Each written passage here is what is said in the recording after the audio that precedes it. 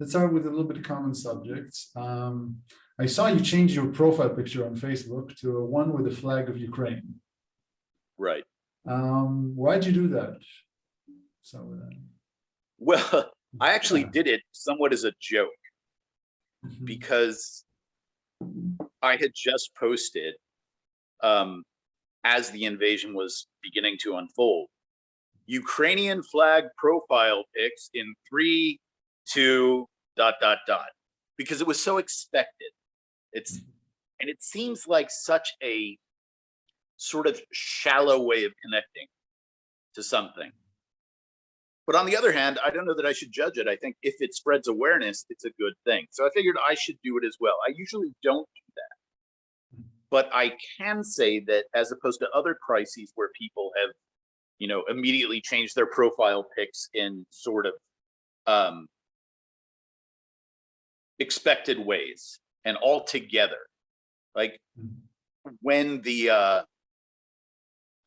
attack happened in Paris at that kosher grocery store on the same day that they hit the magazine for posting cartoons of Muhammad, everybody put up a profile pic all of a sudden. Je suis juif. Je suis juif. Everybody is saying it. Non-Jews as well. I am a Jew. Which, it seems like a little bit, I don't know if you know the old movie Spartacus. I am Spartacus. It's a way of showing solidarity. But within like 6 hours, the entire ecosphere of Facebook was turning that into all kinds of jokes. Like, there are people who are still lying dead there and people are writing, je suis juif, and then somebody's like, je suis guy in a deli, because they were killed in a deli, and je suis journalist, je suis this, and it went on for weeks, all these things. So there's something that's sort of trendy and fatty about it. And I didn't participate in that, except for to mock it a little bit, but not on that same day. A few days later, like, guys, can you really knock this off? But I have to say this invasion hit me differently. And there are many reasons for it that I've been trying to figure out. First of all, it raises some very interesting questions, because sanctions are not helping people who are dying right now at this moment in the streets of Kyiv. Sanctions aren't going to help them.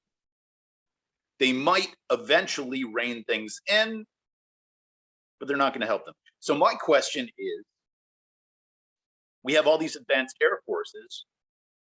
Why aren't we just bombing the Russian columns at the border? Not going into Russia, but keep the supply chains and the weapons from going into Ukraine at the Ukrainian border. That's something that is tactically doable. And when I've talked to people about this, and I've been arguing with friends who know more about this than I do, I'm not a political scientist. I am not a strategist. I'm not a historian of European politics, but their reasons seem to be multiple. Number one, it's not a NATO alliance country. If it were a NATO alliance country, they would act. But Ukraine wanted to be part of NATO. And one of the reasons Ukraine wasn't part of NATO is because Putin was threatening to invade.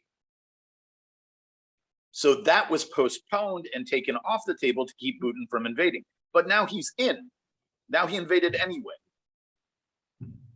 So why can't NATO act now? And there are all kinds of reasons for it that are technical, that are important, because you would need broad support. But the more interesting one, what is really behind all of this, is Putin has nuclear weapons, and we don't want World War III. Now, why is that interesting?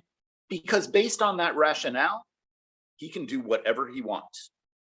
So if after Ukraine, he can take Prussia, he can take the Czech Republic. I mean, at what point is it worth risking that? And that's an interesting question, because clearly people do have their lines. Like, we're not letting Putin take France because he has nuclear weapons. Of course, France also has nuclear weapons, but at some point we will risk.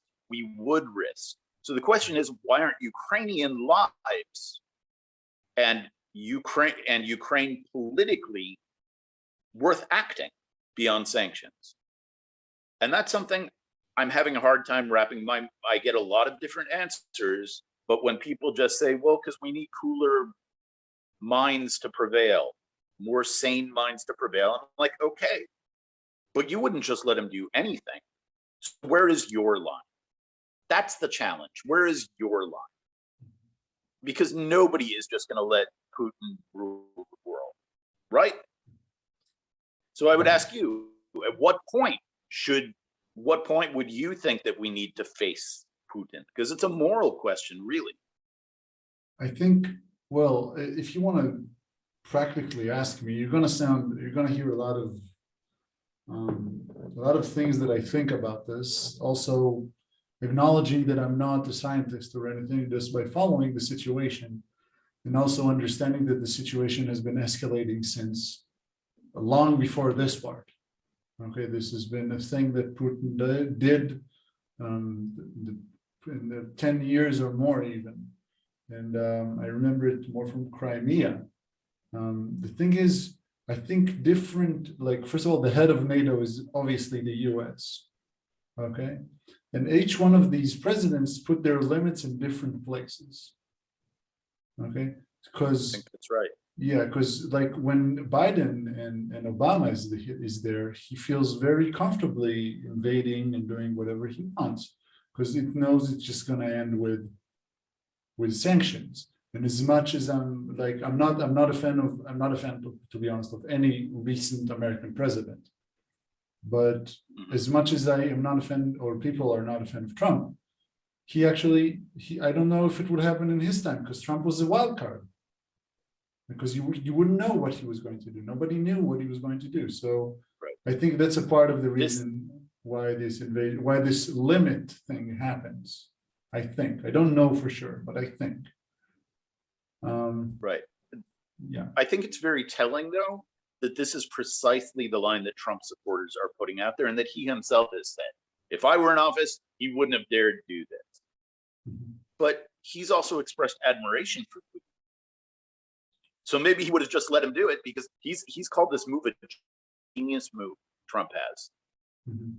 So it's not clear to me that Trump would have done anything, because he admires authoritarians. But I don't want to get into the vagaries of American politics. As an American citizen, I concur. None of these presidents I haven't been crazy about any of these presidents. I do think that Trump is egregious, because I think he is still a force for undermining American democracy in some very scary ways. But I don't really want to debate that. I want to ask you, at what point, let's say you are president of the United States, at what point would you press NATO to intervene militarily to stop Putin? The point was in 2015. So you would have stopped him from entering the Crimea? Yes, because it's not his territory. Not right. his. Let's start with but that. Today, would you intervene to protect Ukraine? Would you deploy forces? I would say, What's on the table? What's on the table right now, or not on the table? But what's at least being discussed is whether it's worth the risk to establish a no-fly zone. Would you establish a no-fly zone? I would establish a zone. I'd say the sooner I knew that the Russian forces are deploying in the border, I would put mine over there too. Definitely, that's what I would think. I know it's a big risk. But you're not it's afraid. A world war, but that's what I would. The moment I see a person coming into a war because of the free will of the country to join NATO, which is openly one of the reasons. Yes, I think it's a good point. It's a good place to stop.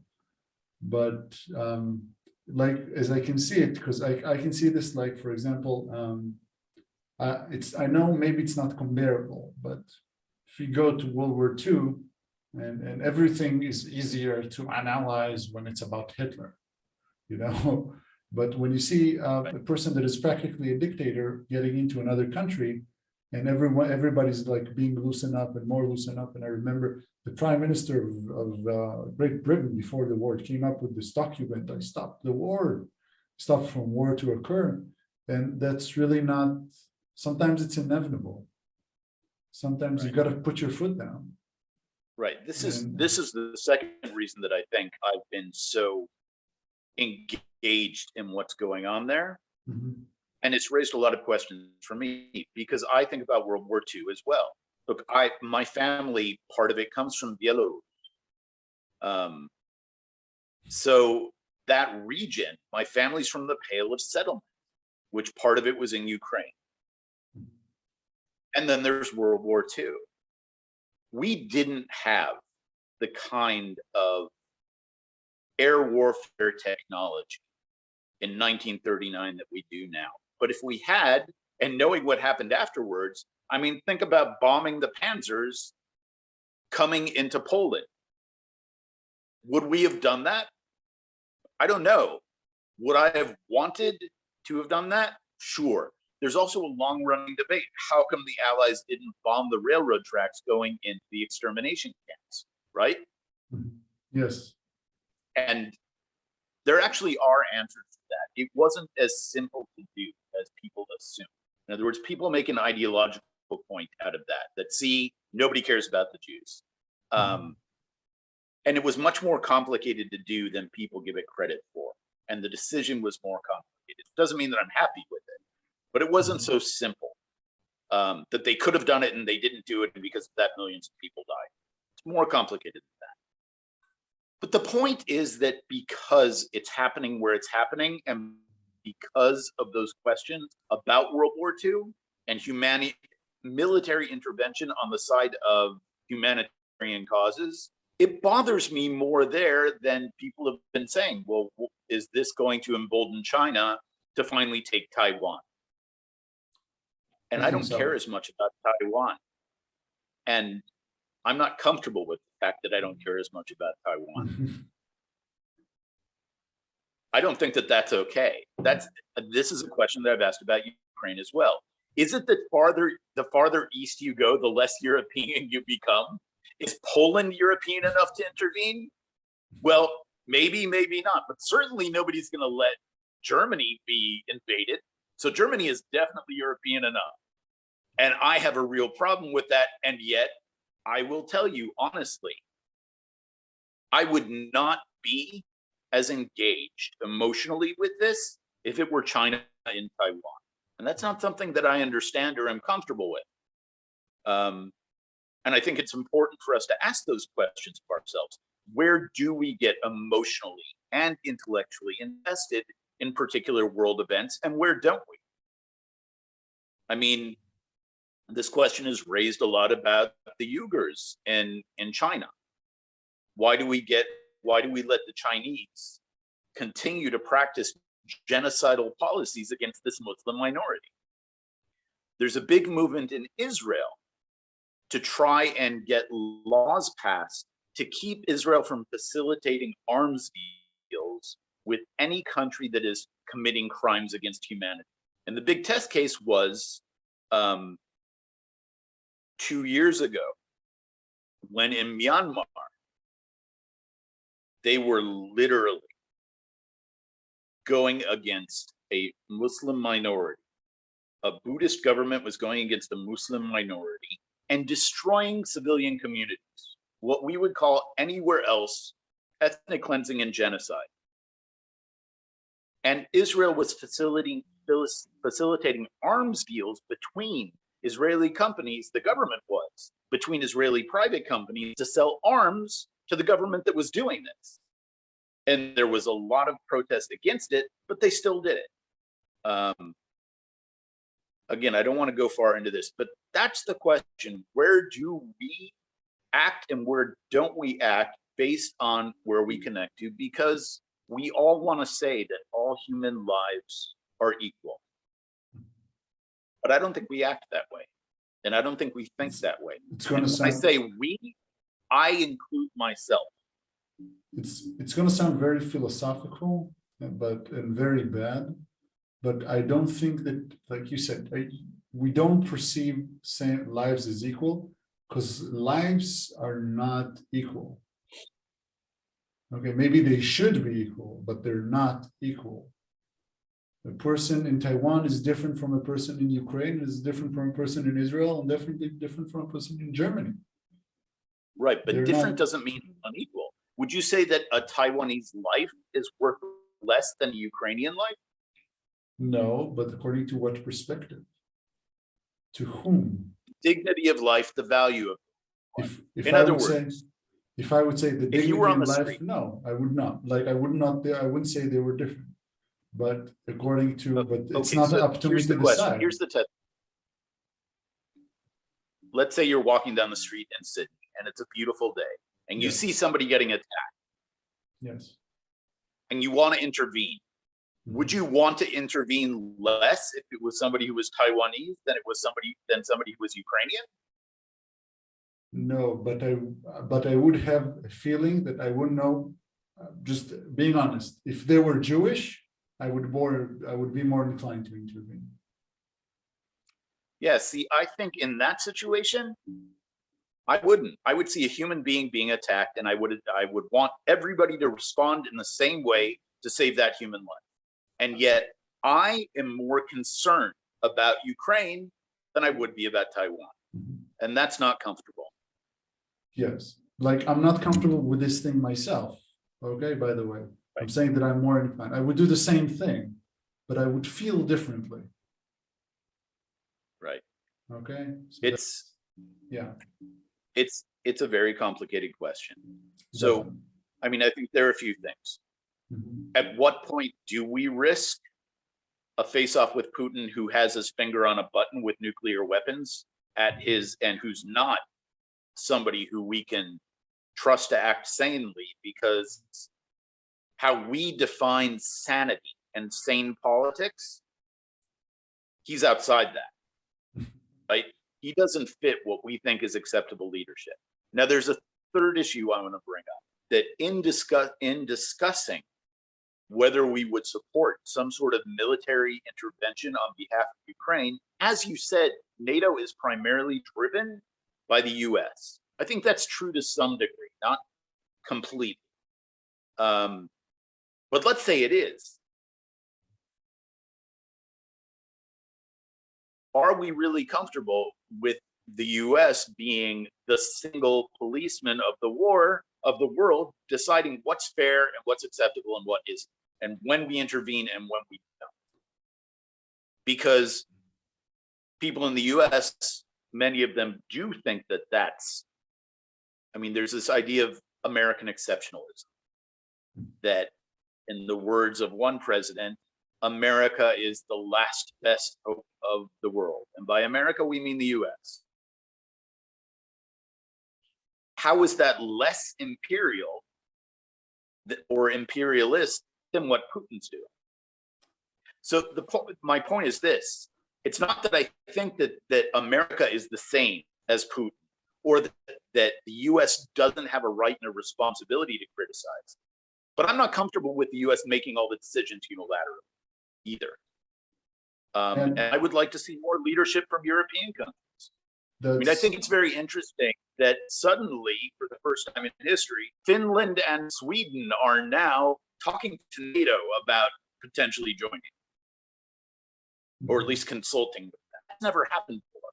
Yeah, like if you allow me for a second, I think putting America, which maybe doesn't have the best, maybe we don't agree with all of its values, and putting them as a policeman is out of, well, it's out of no choice, because the reason that she said, because European countries don't take initiatives as democracies. If it's a necessity, I would prefer it to be America than Ukraine, than Russia. I'm gonna get hammered for this. Anytime, Again. definitely. But like, I understand your point. But look, again, I want to reiterate, I am not drawing an equivalence between Putin's regime and the American government at all. yes, With all my criticisms of the American government, there is still some degree of a sense of the rule of law. that law is, in most cases, I mean, this is when the United States was being founded, when the Declaration of Independence was being debated. John Adams, who was the second president of the US, and really in many senses was at that point the architect of independence. He's a brilliant man. His dream was that we would have a republic. And he said, but not a republic of men, a republic of laws. Now, the difference between a republic of men, and yes, he meant men, not people, and a republic of laws is that if it's a republic of men, then anything is open to individual caprice. Anybody can, like whoever you elect as president, therefore can do whatever they want. But even the president is supposed to be subject to law. Now, Putin, that's not true of his regime. And to the point that where there are laws, he makes a mockery of them. So the presidency is term limited in Russia, right? You can only be president for so many years consecutively. So what does he do? When he reaches that limit, he has his assistant, basically, Medvedev, step in as president, and he takes the lower role of prime minister, but they redefine the roles. So he's working as president under the title of prime minister and making a mockery of the system. There's no way that you could do that in the US. And I think that that is significant.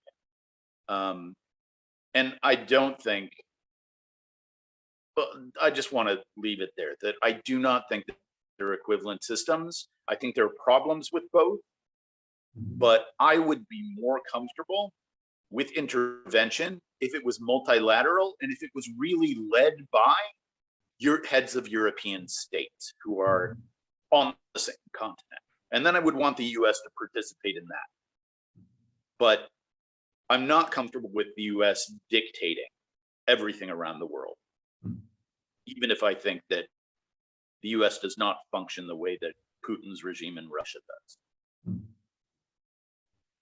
Okay. Let's continue to the next subject, if you don't mind. Okay. Oh, I'd be happy to. Okay, thank you. Okay, let's just put this, maybe we can talk about it a little bit because people do talk about it. The thing is, what's interesting about Ukraine, the Ukrainian president was a comedian, used to be a comedian that starred in shows. And that brings kind of a different attitude to law in general in Ukraine, because he's the one that's kind of not initiated all this, because it's really not him initiated, it's just trying to liberate from some sort of like his country. So how does that how does that imply in a time that entertainers are rulers? Like Ronald Reagan was a B-movie actor. Yeah, Ronald Reagan was an actor. Our own system in Israel, our שר החוץ, our Minister of Foreign Affairs, used to be a journalist and a presenter of the news. He was a TV personality. Yeah. So who didn't even graduate high school. Yeah, he didn't even do college. He just received an honors degree so he could do his master's. So I find that very, very interesting concept, that people that amuse us becomes our rulers, and not people that are competent to be rulers become our rulers if we need to have rulers at all, or we do. I don't know. Right. Although, remember, in a democracy, the person that you and I think has the qualifications may not win the most votes. In other words, obviously more people thought that Reagan was qualified than the people he ran against, whether it was Carter or Mondale. Both of them had much more on paper qualifications. Hillary Clinton was exponentially more qualified than Trump, in our view, in my view. And yet, more Americans decided that, or at least through the way that this system works, really in the popular vote, that's not true. But he got more votes in the places that counted, which means other people disagree with me and do think he's more qualified. Mhm. So as a citizen of two democratic countries, I have to accept that. Mhm. You know, I voice my voice through the vote, and not just through the vote. You know, as you know, I speak fairly publicly and critically. Online, I've published op-eds about things I disagree with.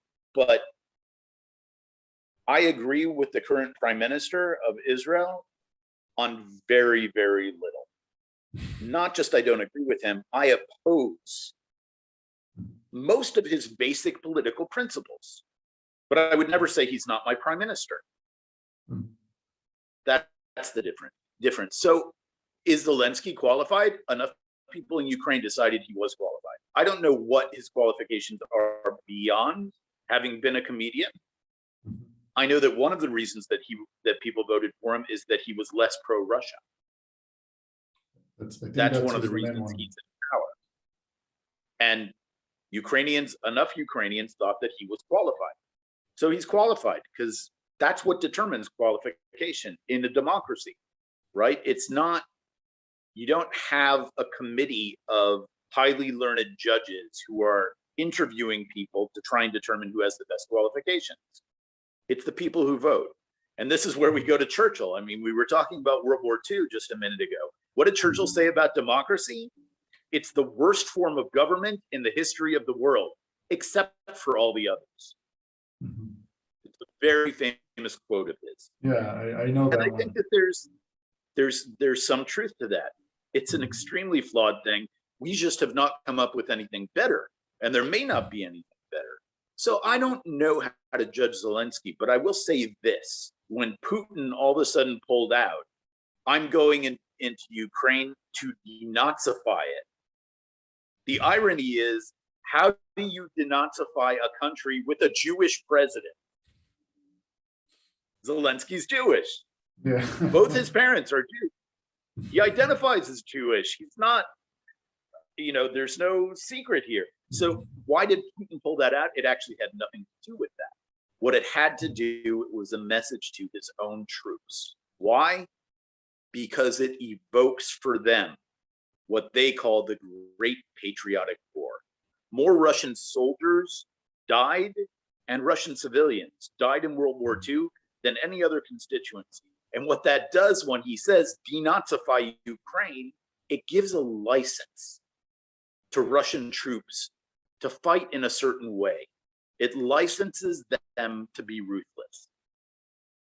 And they're not thinking, oh, it's ironic, there's a Jewish president, denazify. It's, we're reenacting this huge, glorious sacrifice.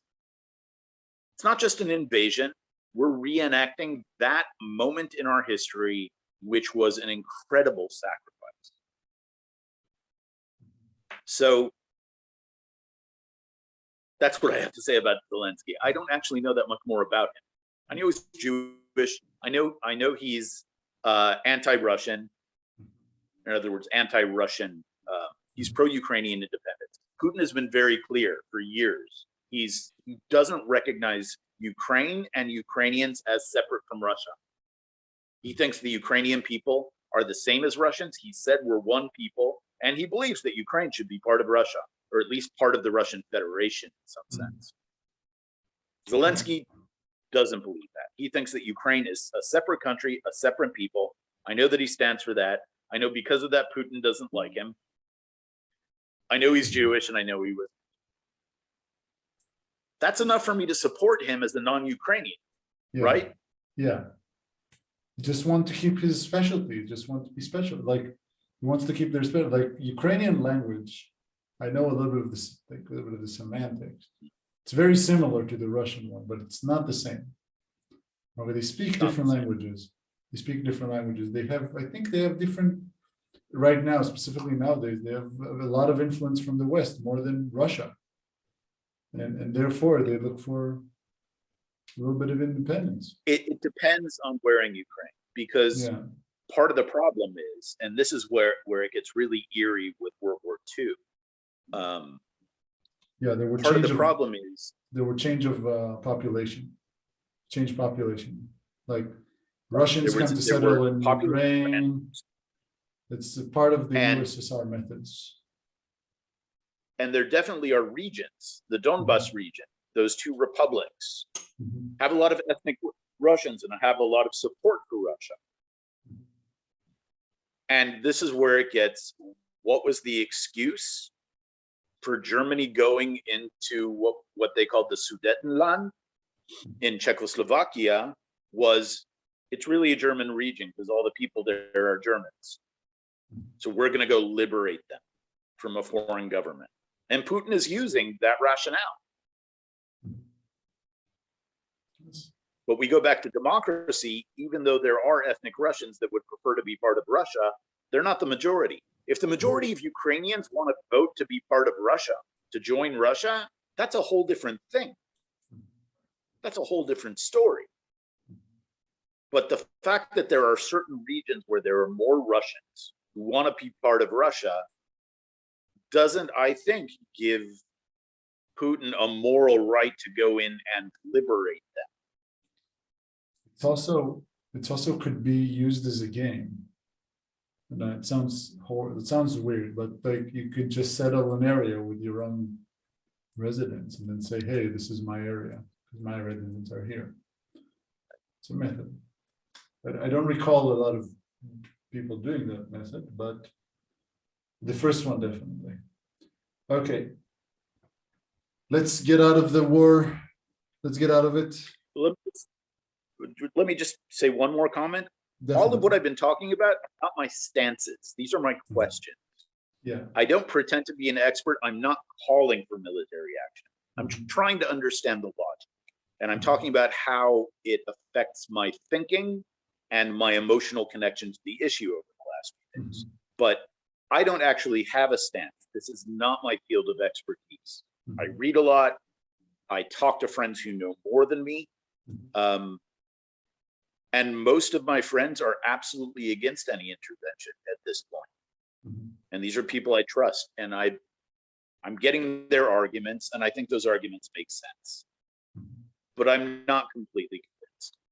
I think I'm interested in the larger questions of how we make these decisions and what it reflects about the way we treat different countries and different peoples differently. Even though we all claim, or most of us claim, to be humanists who would say every human life is of equal value. And it doesn't seem like we act like that. It doesn't seem like I think like it. Because we don't really think like it. That's what I think. But okay. Okay, so that's, I just wanted to underscore that, that none of what I have said here is endorsing one policy or one action or another. I am not calling for NATO's air forces to do A, B, or C. I just think it raises questions for us. Yeah, definitely. I like, even when I say what I like, it's very important. It's on our description in the podcast. Even when we say, and we mention it as we go, like plenty of times. Even if we mention something that we have opinion about, it doesn't mean that we have all our, like, it's important to have all your facts checked, definitely. And I encourage everyone to get their facts checked. The next week we have hidden commercial. Next week we have someone that actually understands the situation hosting. So I would be more like, despite that I said what I think about this matter, and what I would do if I would do myself, I'm not a politician. I'm not the leader. I wouldn't know what to do. It's really important to raise questions and see what's going on and talk to the right people. And yeah, just right now I'm feeding information that there is on the internet, and that's or from people that know people that live there, and that's maybe not enough of a credible source. And maybe we should talk to a Ukrainian person in person on the podcast, and that's what we're going to do next week. So that's fun. So fun. Okay, let's go. Okay, I'm going to skip that subject. Let's just go like a few kind of questions, general questions before we